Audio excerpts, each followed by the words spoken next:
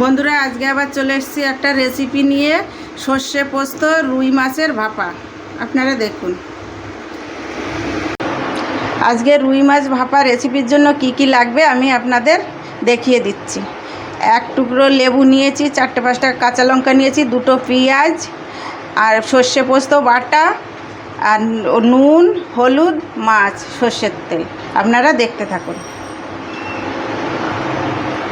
বন্ধুরা আমি মাছটা এবার মেখে নেব, নুন, হলুদ আর লেবুর রস দিয়ে মাছটাকে মেখে নেব। আপনারা দেখতে থাকুন। মাছটা আমি ভালো করে মেখে নেব, মেখে 10 মিনিট রেখে দেব। রেখে আমি পেঁয়াজটাকে একটু লাল লাল করে ভেজে নেব। আপনারা দেখতে থাকুন। বন্ধুরা গ্যাসটা আমি জ্বালিয়ে দেব, জ্বালিয়ে একটু সর্ষের তেল দেব। সর্ষের তেল দিয়ে পেঁয়াজটাকে একটু লাল লাল করে ভেজে নেব। কড়াইটা গরম হয়ে গেছে, তেল দিয়ে। বন্ধুরা আমার তেলটা গরম হয়ে গেছে, আমি একটু কালো জিরে ফোড়ন দেব। কালো জিরেটার গন্ধ বেরিয়ে গেছে ভাজা ভাজা। আমি পেঁয়াজটাকে লাল লাল করে একটু ভেজে নেব। আপনারা দেখতে থাকুন।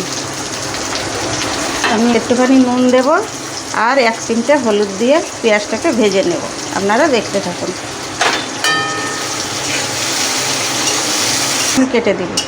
বন্ধুরা আমার পেঁয়াজ ভাজাটা হয়ে গেছে, আমি এবার নামিয়ে নেব। বন্ধুরা আমি পেঁয়াজ ভাজাটার মধ্যে মাছগুলো ভালো করে দিয়ে মেখে নেব। সর্ষে দিয়ে দেখে আপনারা দেখতে থাকুন।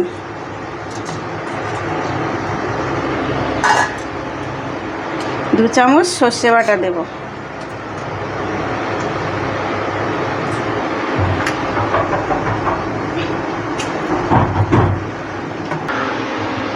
বন্ধুরা আমি এটা ভালো করে এবার মেখে নেব, আর একটু সর্ষের তেল দেব, দিয়ে ভালো করে মেখে নেব। আপনারা দেখতে থাকুন। বন্ধুরা আমার এটা মাখানো হয়ে গেছে। 2-4টে কাঁচা লঙ্কা দিয়ে আমি ঢাকা দিয়ে আটকে দেব।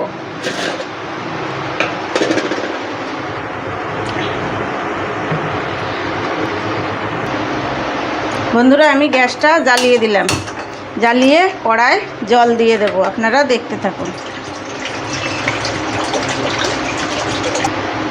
বন্ধুরা আমার জলটা গরম হয়ে গেছে, আমি এবার ভাপে বসিয়ে দিয়ে 10 মিনিট হাই ফ্লেমে রাখবো। আপনারা দেখতে থাকুন।